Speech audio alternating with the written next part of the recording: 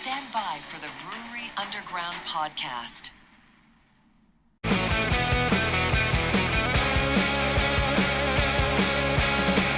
In Nashville's harbor wise, craft and brews will meet the skies. Stephen Scott, they lead the way. Brewery Underground, night and day. Raise your glass, let's ignite. In this city, we unite. Raise your glass, let's ignite. In this city, we unite. Well, welcome to year 3 of the Brewery Underground Podcast. We have been talking about this one for a while. You know, we've been teasing this, everybody. And we're here. We're back in 2026 for year 3, Scott Turan. And we're starting this off with a banger. With the banger. If you told me we were going 3 seasons, I'd have lost money on that bet. But here we are. And we're starting off 2026 with a bang. We got Steve Ksycki. He is the CEO and of the import division for Hofbräuhaus here in America. Is that right, sir? Yeah, I actually oversee our entire business, both the import and franchise. So, All right. And Jerry Bishop, who is the regional sales manager, and he covers territories like Ohio, Michigan, Kentucky, and here in Tennessee. And guys, as we said, we are so excited and so very pleased that you all are joining us today. It's great to be here. Yes, Yep, very happy. welcome. So Yeah. let's if you want to start out, because I'm dying to do this. Let's let's show what we're drinking, because I've got Hofbräuhaus beer and I've got the Dunkel. That's what I actually started with, the original. Yep. That's already gone, and I'm on to Nice. something else. But I've got the Dunkel, and I got plenty more too. So when that one runs out, I got something else too. And we got them in our mosses, right? Is that Yep. the proper Right. term for We- it? Yes. Yeah. Nice. Yeah. Jerry, what have you got? So I have our original. So I don't know if you can see it because I have the goofy background on, but it's our original lager, a wonderful German lager. So, It's fantastic. so every Steve, time I what dip about the you? beer, it's because I'm taking a drink. I might dip the beer a lot. It's okay. We know what you're doing. Yeah. All right. Just keeping it all up front. Steve, how about you? What have you got? I do not have a beer in front of me right now, guys. I didn't grab one. Okay. Well, You need that's me to go okay. get one? If you certainly can go grab one if you want to. Yeah. I go get one. Or I could drink 2 for him.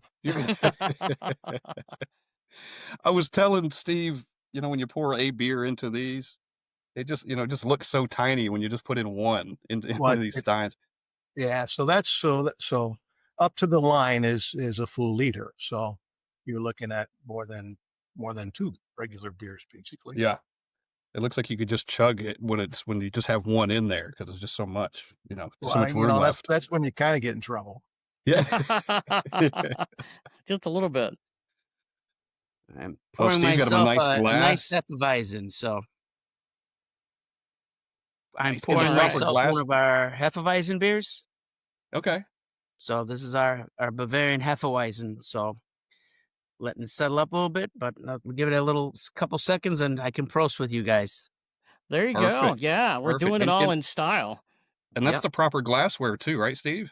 Oh yeah, you got to have the right glassware. Glassware is important for, right? Yeah, you guys know this, for a lot of different reasons, not just for appearance sake, but also for for the beer's attributes, and kind of roping us in with a good look and accentuating aromas and things like that too. So very important. Absolutely. That's actually something we're learning more about, and will probably be a episode at some point, proper glassware down the road. Yeah. So something we're kind of working on. It's been a never-ending challenge getting people away from the pint glass and into something that's more suited to show the beer off the way it's supposed to look, as well as again build on those key attributes like aroma and where the beer hits your mouth, your tongue, and such like that. So, but And it really Yeah. is worth it's really worth the extra effort to do it that way, to do it properly. It is. There are certain people places.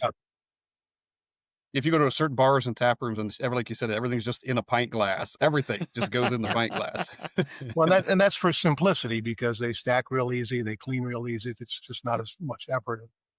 Like I said, it's worth it to take the extra effort and treat your customers to a really good presentation. Yeah. It is. And there's such an appreciation for it, too, when you start realizing, oh, that is the proper glassware, and I am getting the proper things out of it because I got the right beer in the glass. Steve Sullivan, what have you got? Well, I have the Dunkel here, and man, I'm looking forward to toasting everybody on the Dunkel. Why is there so much? Why is there so much in your glass? Well, I got two of them there. Got two of them. I'm not slowing down tonight. That's all right. Got to do it in style.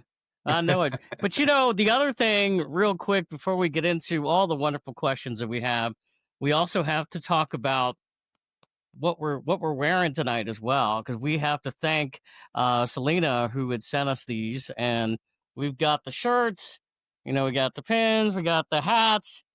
I even got the bottle opener. Yes, mine is here somewhere. Yes, I got the bottle opener. Yeah. Okay, prepared. Yeah, and thank you guys and Selena for getting this stuff to us. It's it's wonderful stuff. Yeah, she does a fantastic I don't even have job. half that stuff. I know someone that could get it for you. Yeah. No, Steve, I told these guys I was wearing the shirt just like that, and I told my wife that I better change, because Selena sent those guys those shirts, and sure enough, they were. And they were.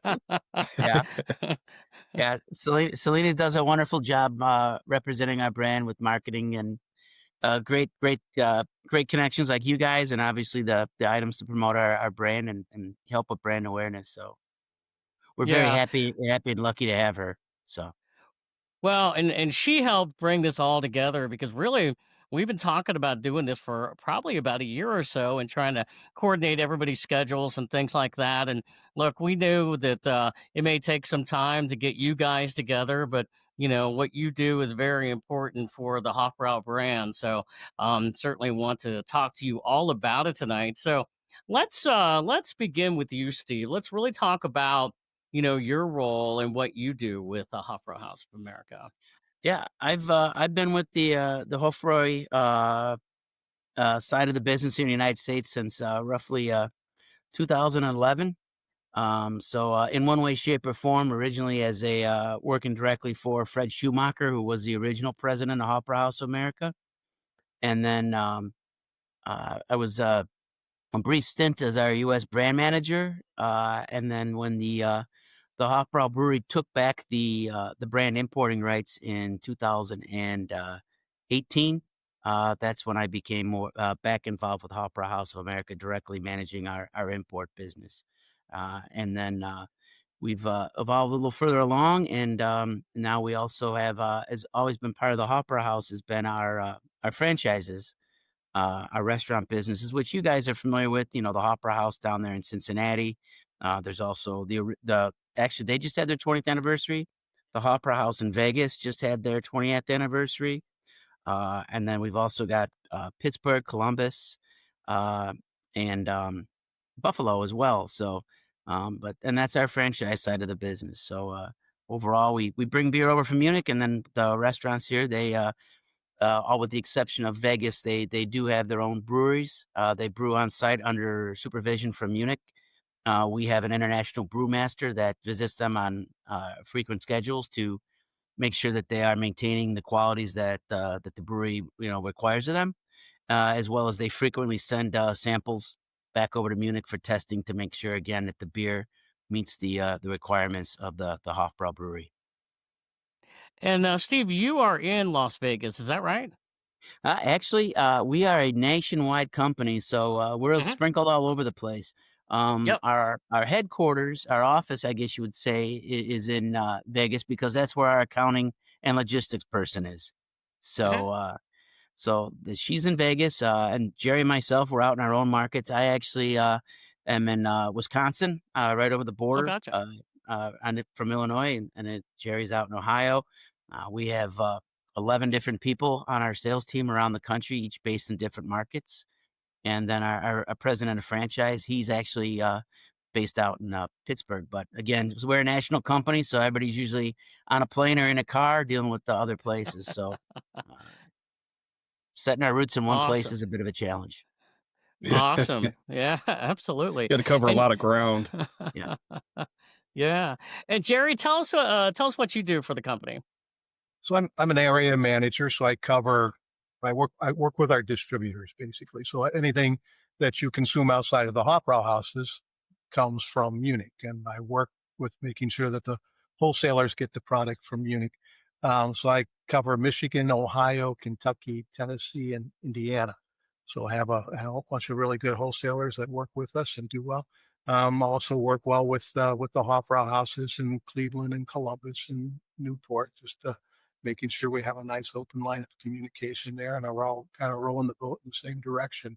But yeah, so when Steve took over, he made some calls, and fortunately, one of my good friends recommended me, and Steve hired me, and so I've been with Steve since the beginning, just about. He's Yep. put up with me for going on 8 years now.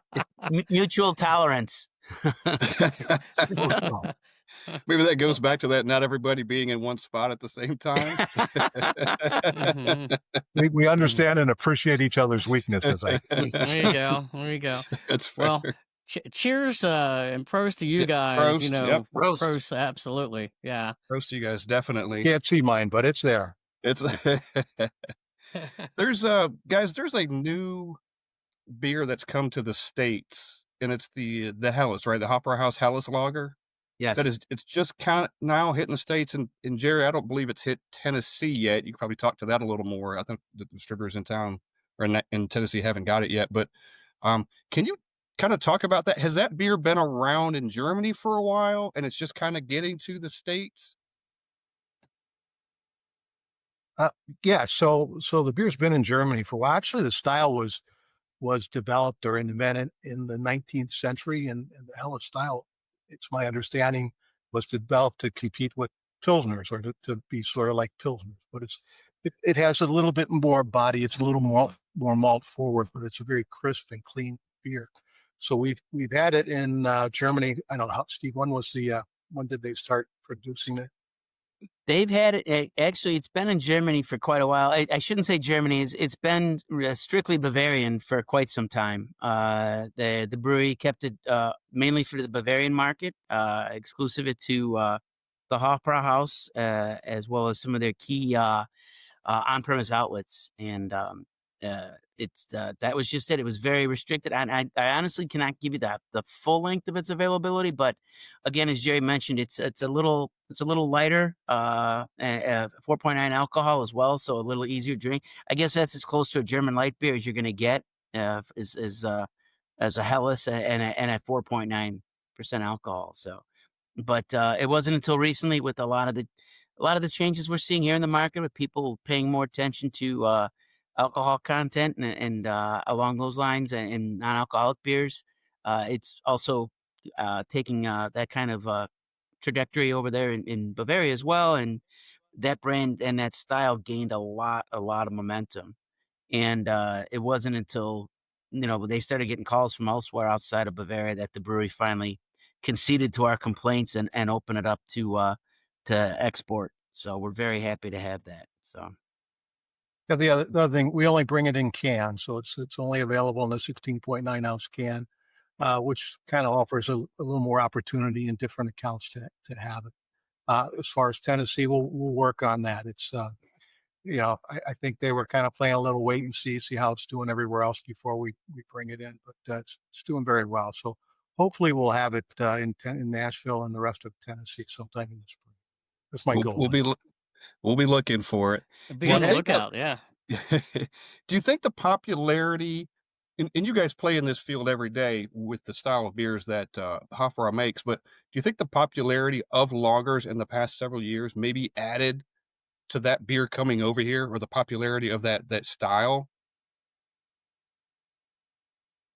Well, I would have to say that yes. Lagers are certainly more popular, but Helles is also like the mainstay in Bavaria now. I mean, it's the most popular style there.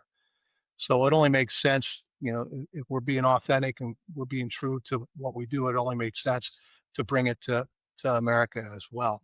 But it does help that a lot of people are kind of turning away from um, the heavier, hoppier beers and moving into a more mainstream. They're kind of going back to where we started 400 years ago. So it's, you know, everything old is new, I guess. But Yes. yeah, the increased and new popularity of lagers certainly had helped in the decision to bring it over. And I think in the consumer's mind that they're trying it because of that. You Yeah, know, you guys have to, from your perspective, you have to love that because it's all coming back full circle again, and people want better style beers. You know, as you said, they want they want some lower ABV beers, but the ones that really, are tasting good, and that's what you all have to offer. Yeah. Jerry and I have been in this business for more years than we'd like to admit, and we've been parts of other brands that we're proud of, and other ones again we prefer not to mention. But again, as Jerry mentioned, what's old is new, and there's a cycle here. And I mean, we've seen this happen in the 90s, and it's coming around again. And the good thing about these cycles is they do open up people's minds and palates and show them there's a lot more opportunity for meeting new beers. But also, when everybody gets out there and tries everything, they always do come back to more or less you want to call it the founders or, touchstone brands like, a Hofbräu or Pilsner Quell, brands that are main brands or styles that established, a lineage. And it's nice because, again, people go out, they experience, they learn, they ask questions. And the good thing about that is brands like us, they can come back to it and find, a beer that's still produced in Munich, still a German-owned company, actually owned by the state of Bavaria, and still brewing to the Reinheitsgebot in very strict accordance to what the brand was when you drank it there 400 years ago. So it's yeah, a good thing, like everything, again. yeah, it really People don't like really does change. us problem. Yeah, it really does us problem when we hear somebody compare their Dunkel to Hofbrau Dunkel or their Hefeweizen to our Hefeweizen. I mean, yeah, we've been doing the Dunkel for over 400 years. I mean, it's just so Yeah. it's kind of fun to hear those comparisons. And I would imagine on occasion, maybe you guys hear this where you have maybe a younger consumer and they go, you know what? Here I am and I'm drinking this beer. And I remember my father or my grandfather telling me about it. And they're the ones that were drinking it. And maybe I haven't had it for a couple of years. And then all of a sudden, they're hooked and you got a new generation hooked onto it as well. Yeah, it's really interesting the amount of younger people today who have had the opportunity to travel to Europe. So we do get a lot of people who've actually said that they've sat in the Hofbräuhaus. They might have been there with their father or grandparents on a trip or whatever. And of course, as you mentioned, so many individuals, from previous generations who might have served and spent time in Germany. Almost everybody, if they were over there, they hit the Hofbräuhaus at some point. So it's really interesting to hear those stories, and it's great because just about everybody, when they do talk to you about it, they usually have a story that incorporates it in some way, shape, or form. So again, Yeah, it's pretty cool.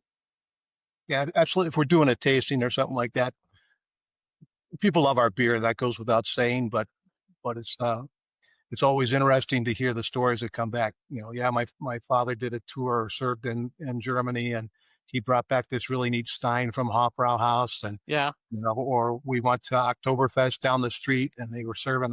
Just people love the beer, but the stories about the situations, the fond memories they have, or the great stories they have behind it are just incredible. And you can imagine there are a ton of them.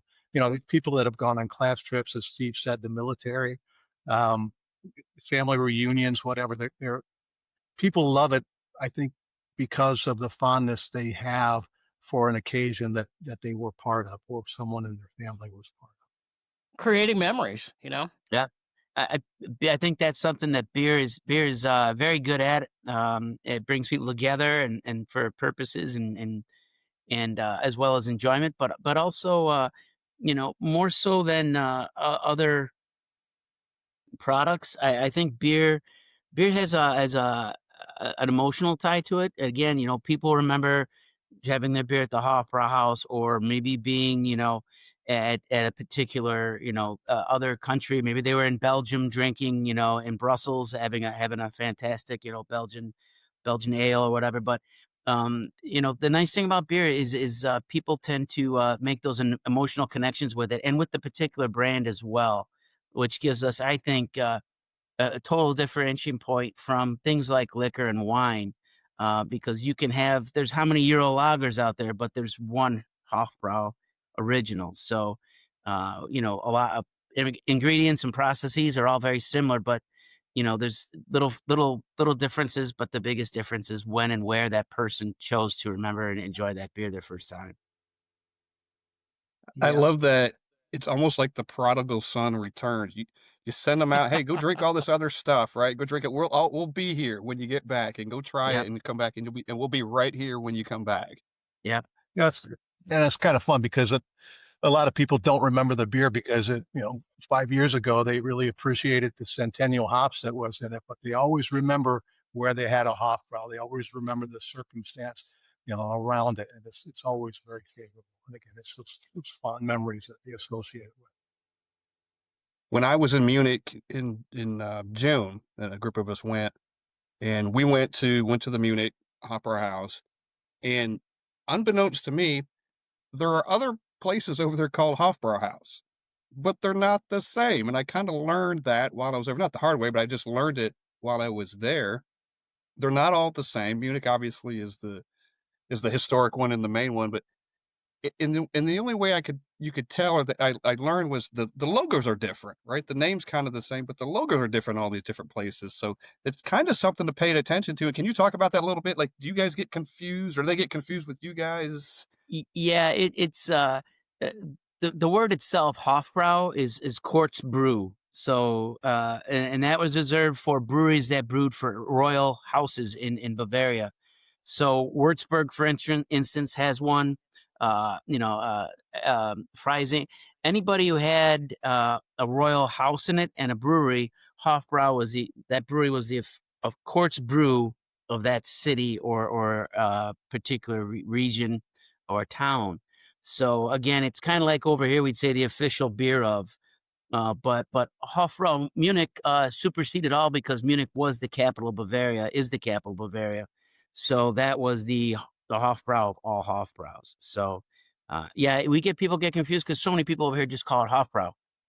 Yeah. So that's when people get used to it. And yeah, it was a bit of a learning curve for me as well when I started seeing other brands call themselves Hofbrau. I'm like, hey, wait a second, what's going on here? This is copyright infringement. What's going on? But Yeah. again, it's something that a little education can resolve for you. So Yeah, there are nuances that are different. Like the logo, again, is the big thing. If you know what the logo is, that's the telltale. yeah. Like, who's who. Yeah, I actually went to a party at a friend's house once, and they thought they were being very nice and purchased some Hofbrau because they knew I was coming, but it was the wrong Hofbrau. So I didn't know how to break it to them when I was drinking something else. Well, Did you refuse to drink it? Well, I didn't drink it. I drank something else, but Yeah. I didn't bring it up. We didn't talk about it. like, thanks for the effort, though. Thanks for the effort. Yeah, I appreciate the effort. Totally. Totally. I didn't know, I didn't know you could find another version of it in the States. I don't think I've ever seen anyone other than yours. No, there's a couple who do import small quantities. You might find it in one-off liquor stores or independent liquor chains that pride themselves on a wide variety. So they're out there if you look for them. But again, it's the Hofbrau Munich is the one that's that's the most well-known and best distributed. I would say probably best distributed in the United States in terms of the other Bavarian Hofbrau brands. So When I was there, so much, I mean, it's just, you walk in, you're like, oh my God, this is the place, right? This is it. And one of the biggest things was the size of the place. Like, it was a busy day. I think we were in there on a Saturday or something, a nice warm day. And we walk in. I was like, I don't think we're going to find a table. And we just kept walking and walking and walking because the place just never ran out of space. And you finally found some spots that were there. And then there was a whole upstairs too we could have gone to. The place is massive. There's two more floors. Okay. Yeah. So yeah, we didn't even get up that way. It was like, oh, this place is humongous. yeah, the second floor is called the Beer Stube, and that's more set up like a restaurant with some booths and tables and things like that. And the third floor is the fest hall, which is just a long, narrow room, not a hall, just on the third floor with a stage at the end, and that's where they do a lot of live entertainment with bands and dancers, and they'll do a lot of events up there, political events, fundraisers, stuff like that, and everything. So, but the Schwemme, the main floor that you guys were in, the beer hall, that's the floor that's open, pretty much every day of the year, and you'll always find a spot in there. They'll tuck you away in a corner or stick you out in the beer garden. But yeah, they're very proud of the fact that they can serve. I think it's just over 3,000 people a day or something like that. Wow. It's a crazy number, but Yeah. it's a food factory and a beer churning machine. So Yeah. Like over 1 million visitors a year. Yeah. I could see why it was epic. And then we're sitting there, we got our beers, right? And then they're walking through, somebody selling like pretzels, but the Yeah. pretzels are the size of your head. Yeah. I mean, they're massive. It's like, And, well, of and course I we don't have know to get how that. often, yeah. And I don't know how often you guys get over there, but when you do go, when you have gone, is it still that feeling of like, wow? To me, it is. I always, whenever I walk in there, because it's such a historical building to begin with. I mean, it's been there since 1589. I mean, there's been expansions and rebuildings, but I mean, whenever you see pictures, the more or less the same outline that you see today. So, from historical, factors, sitting in a place where, as Jerry mentioned, millions of people have sat before you and enjoyed probably the same beer, and the same pretzel recipes too. So, for me, that's the most impactful part, is just the historical part of it. I love history, and sitting down and actually enjoying living history is even more, sometimes overwhelming. Yeah, it's kind of Munich in general. I mean, if you appreciate history at all, it's just a wonderful place to be. It's beautiful. It's easily to walk about, and then to go into the Hofbräuhaus itself, where there are so many recognized events and things that have happened there. It's you're inside of history. You're living in history, and it's just incredible to be there. It is, and one of the things, and you mentioned this word earlier, Bavaria, and Bavarians, they are very proud. That area is Bavaria. They still kind of call it that. They're proud to be there. They're proud to be from there, and that it is the whole area is screaming with it. And it's I was prideful to be there. Like, this is cool. This is I was, if you know what I mean. Like, it's everywhere, and you're not. It's not lost on you. I try. I mean, and they do. The Bavarians do have an entirely different outlook. I like to tell people Bavarians are kind of like Texans to us. Bavaria considers itself a free state. They can leave Germany anytime they want to, just like Texas does. They also have their own attire, their own way of speaking. I mean, the Lederhosen and Dirndl, that's a very heavily Bavarian thing. And from what I understand, the Bavarian dialect and certain words they use is extremely limited to them. Elsewhere in Germans elsewhere can really pick out Bavarians, quite easily. So, but they're very proud of that distinction, and they wear it as a badge of pride. The brewery always jokes anything sold outside of Bavaria is an export. So, Yeah, I picked up on that everywhere you went, and I loved it. We just loved that culture. As a matter of fact, when I got back, the first thing I wanted to get, and I haven't done it yet, I want to build a maypole in the backyard, because they're everywhere, and they're so cool. I want not one that's 100 feet tall, but Yeah. your neighbors might have a problem with that. yeah, probably so. And Scott and I were talking about his trip when he went there. We were talking about it in a podcast episode, just because we talk, all kinds of beer, craft beer as well. And I was like, "Do you see much craft beer over there?" And it's not. Scott, talk about that experience too, because it's very traditional. It's very Yeah. traditional. You're in that area, that's all you're going to find. Yeah, Steve, go ahead. Please take that. Yeah, they do have. I mean, there's a few upstart breweries there and everything, but they do try to, still brew towards tradition. There's some guys out there that are trying to do things a little differently, which is it's not frowned upon. That they're willing to to try new styles and welcome new people in as well. It was it's just it depends too, because our head brewer down there, I just remember a few years back, there were some comments being made about from American brewers about how Reinheitsgebot was holding back, Germany's brewers from becoming, great brewers and everything. And our head brewer Rolf said, I can paint a portrait with 4 colors. They need more paint than I do." Yeah. So, So again, there's a skill to using 4 ingredients and getting everything you do out of that without having to, add, other ingredients and along the lines like that. So I think a lot of it comes down to pride. They're just very prideful the fact that they do things the way they do. And but again, there have been some new upstarts there that have been welcomed. There's an annual something you guys might want. I never get the name right, but there is an annual brewing competition held there.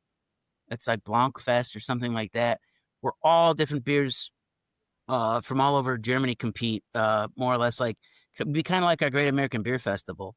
So Okay. it's a really fun event, and all the breweries get involved. Even our brewery every year puts in a couple entries, something a little different that the brewers put together. And but again, they're not closed-minded. They're open to it, but they're also very, very heavily guided by tradition. So, Which has served them for 400 or 500 years. So right. there's something to that. Yeah. Well, and we won't get too much into the technical aspect of the brewing, but on your website and things like that, it really talks about certain aspects of it, like the water, for example, how important that is, and the other you talk about 4 ingredients. I mean, that's what they're doing, and they haven't changed after over 400 years. Yeah, 530 something now, so 1589. Yep. So, yeah, yeah, and they just they just drilled the new well. I want to say a year ago at the brewery. So all the Munich breweries all draw from the same well under Munich. So the 6 Munich breweries, those are the ones limited to Oktoberfest. So and that well is, I forget how many meters, 10,000 meters or something crazy like that. So the water they use is prehistoric water, which is ultimately pure and as the brewing qualities that they best that they need best to brew the beers they do. So, but yeah, they're the water again. That's the key part of it, and the wells in Munich have some of the best water. So. We've got a brewery in Nashville called Nashville Brewing Company. I don't know if you guys have heard of them. And they're part of Blackstone here in Nashville. And Nashville Brewing Company does traditional German style beers. And they get all of their ingredients from Germany. Everything comes from there, except the water, right? That's the only thing they can't duplicate is that. And they're fantastic beers, and they've been complimented from people in Germany coming over and finding one of the closest, beers to what they drink. But he goes, one thing I can't duplicate is the water. Yeah. I mean, the biggest brewers, they try to duplicate water from around the world for the brands that they brew in America, but it's very difficult. It can't be done without a lot of chemical interaction and everything else. So it's not even worth messing with. Just Right. Well, and Scott Murdy, who we've had on our podcast before, who owns Nashville Brewing Company, he's been over to Munich. He is all things history of that type of the brand of beer, and we've had him on our podcast a few times. We did an Oktoberfest episode with him last year, and he's just an encyclopedia of everything he knows. So he's like one of you guys. It's so Well, much fun to listen to those stories. actually, I listened to that podcast, and I took notes from him to use tonight. Just like, Jerry, you He should would love quiz us that. on He that. would love that. Jerry, you should quiz us on that because we probably won't get any of the answers right, and we were on no testing. it. But No, he would love that though. Yeah. Yeah, but Scott, in that episode, even a little bit prior to that, he kind of probably paved the way for us, or set the wheels in motion for us learning about kind of lagers and Oktoberfest and things, and we would learn more. And then he was talking about Bavaria before I even knew it was a thing, and before I had been, and the stories and stuff. So he kind of set the tone for this, and probably ultimately for you guys being here, because just because it became more and more, we're more and more interested in it, and more of an appreciation for it. Like, oh my God. Well, you have to think about Bavaria and beers, and Germany in general on beers, and most of the areas of Germany have their own particular style. So you have like Rausch beer comes from Bamberg, and Dortmunder comes from Dortmund, and Schwarz beer comes from Krumbach, or I can't pronounce it, and I'll mess up some of the pronunciations. Berliner Weiss from Berlin, obviously, and you have alt beer from Dusseldorf and Kolsch from Cologne, but those are all one. But if you look at Bavaria and the styles that come from Bavaria, it's Helles, Dunkel, Hefeweizen, Festbier, Marzen, Bach, Maybach, Doppelbock. I mean, it is beer central. It's an incredible place to go if you love beer, if you love beer. Mhm. Yeah. Another thing I love just being over there is, like, we would take a train, because we went to Austria too, and we kind of went back and forth. We started in Munich and ended in Munich, but we went to Traunstein. But the train rides are fantastic, because you'd get into the train station and you go into the store, and everybody else that I was with, they're beer drinkers, but there were wine drinkers too. But you would just grab bottles of stuff and just take it on the train with you, and you would just, I'd be like, I'd spend $1.50 on, a bottle of a Weiss or anything that was just in the store. Like, let me get 3 or 4 of these things for the train ride. But it was all those styles. Everything you found were those styles that you just mentioned. Well, the breweries there do try to stick to their local beers as well. So you won't find very seldom will you find a Bavarian brewer making like an alt or Kolsch or something like that. They have a kind of like an unwritten respect for each other, that, hey, that's your styles, these are our styles. And so it's it's very limited that you see that kind of crossover happening there. So, I mean, obviously there are some larger regional, I don't think there's quite any more national brands in Germany, but for the most part, because you do have such wonderful choices locally, that are, just amazing beers that you really don't need to go too far to find something you like. Jerry, I would like to talk, because we mentioned at the top of this thing, you cover multiple states. Are you finding differences in the markets between all those states, and as it relates to Hofbrau beer? Is everybody kind of getting the same thing at the same time? Or? Well, so we have some markets that we're very well established in, and they're generally ahead of the game, and we use those as examples for developing markets, where we want to spread more business. The upper Midwest in particular is very, very strong. There's a very strong German influence. For instance, we were first officially imported into Frankenmuth, Michigan in 1987, because it was a very strong German community, and the community leaders and a couple businesses actually went and sought out the brand, went to Munich and convinced them that they could bring it into the United States, into Frankenmuth. And there are other areas like that around the country, but you get in those very strong areas, and like I said, we use those as examples, reasons to sell a beer in other places. So it does spread. It just takes a little longer to get to some of those areas. And part of it is, so I'm 5 hours from Nashville. I can't get there very often, and I have other areas that sell a lot of beer that I have to be at more often. So part of the reason you don't see quite as much there is it's because I just can't get there to help our wholesaler out. If I could get there as often as I like, and I love country music, so I should be there more often, but if I could get there more often, we would be doing better. I would come down and we could go to several places where I could buy it. Oh, nice. There you go. We take you up on Yeah. that. Be wearing these, you know. Well, But, but, but, kind of warm down there sometimes. yeah. Maybe Yeah. when it's a little cooler, you know.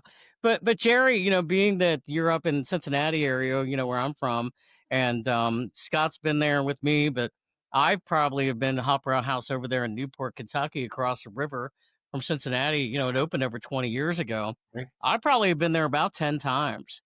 Yeah. And talk about that location because I think it's fantastic, and I think What- it serves the area really, really well. Yeah, it's a beautiful location. I mean, it's convenient to the major sports stadiums. Uh, Really, it was supposed to be in Cincinnati, but the Cincinnati leadership at the time couldn't get it together, and Newport kind of swooped in and had a facility for them and everything else, and just found a great area. Beautiful, beautiful beer garden, very, very walkable all around that whole area. And that I think I'm correct. That was the very first one in the United States was in Newport. Yeah, that was well. That's the first one that was a brew pub. Vegas and then Newport were yep. So, but Vegas is imported beer. Yeah. So, and I think what makes it work so well is the German heritage of the whole area. You know, as you know, over the Rhine and all the breweries in the brewing tradition there. And it was the same thing in northern Kentucky. Lots of breweries there. Tremendous German heritage and brewing tradition. So, it just made so much sense for it to be there. And so the location is phenomenal. Just a great place to be. And they're well run. The beer is incredible. It's a fun place, and It is. I can proudly say and gladly say they've been open for 20 years and they haven't changed much in 20 years. Thank goodness. Yeah. It's just that's good. And it's the place where you go for Father's Day. It's the place you go for graduations. It's bachelor parties. It's the place. So if anybody's anywhere near Newport, Kentucky, Cincinnati, stop by the Hofbräuhaus. Yeah, definitely. You know, like I said, I have a lot of great memories there. And as you said, you know, it's very, very like up there. There's a big German heritage on my mom's side. You know, there's a big German heritage on my mom's side in my family. You know, we found out years ago that like her family migrated from like Germany and France to Cincinnati in like the mid 1800s. And that's when you started seeing a big influx. So I every time I've been to Hofbräuhaus, I'm like, man, I'd love to keep coming back here. And the other thing that we haven't talked too much about is the food. There's also a lot of great German food there too. Yeah. Well, absolutely, and I'll turn this one over to Steve because he's more of a foodie than I am. I'm a drinky. He's a foodie. Yeah. Well, the franchise division, you know, the franchise restaurants like that, they all have a set menu, recommended menu, with the you know, they call them the I believe that's the Bavarian specialties or Hofbrau specialties, and those are ones that the recipes almost exactly mirrored to what you're going to enjoy at the Hofbräuhaus in Munich. So obviously they try to do the best to get the same ingredients, the same, you know, process and everything. So those are ones signature dishes that, you know, you're going to try. You'll get them at every Hofbräuhaus, and they're going to be as close to what you enjoy in Munich as possible. And then obviously too, you know, depending on location, they have to give a little, you know, local taste to it. And then at that point, the chef there will put on a couple things on the menu that might be more relevant to what's available locally. Like Cleveland, I believe they put walleye on the menu or pierogies, you know, so everybody has a little touch to it. But yeah, for the most part, you know, the Schweinshaxen, the schnitzel, you know, a majority of those main dishes that, you know, Germans are known for, and particularly that the ones that they do a lot of at the Hofbräuhaus, the roasted chicken, you know, that's one of the main ones too. So those are all ones that we try to make certain that all the kitchens produce as closely to the same recipe as what you enjoy in Munich. So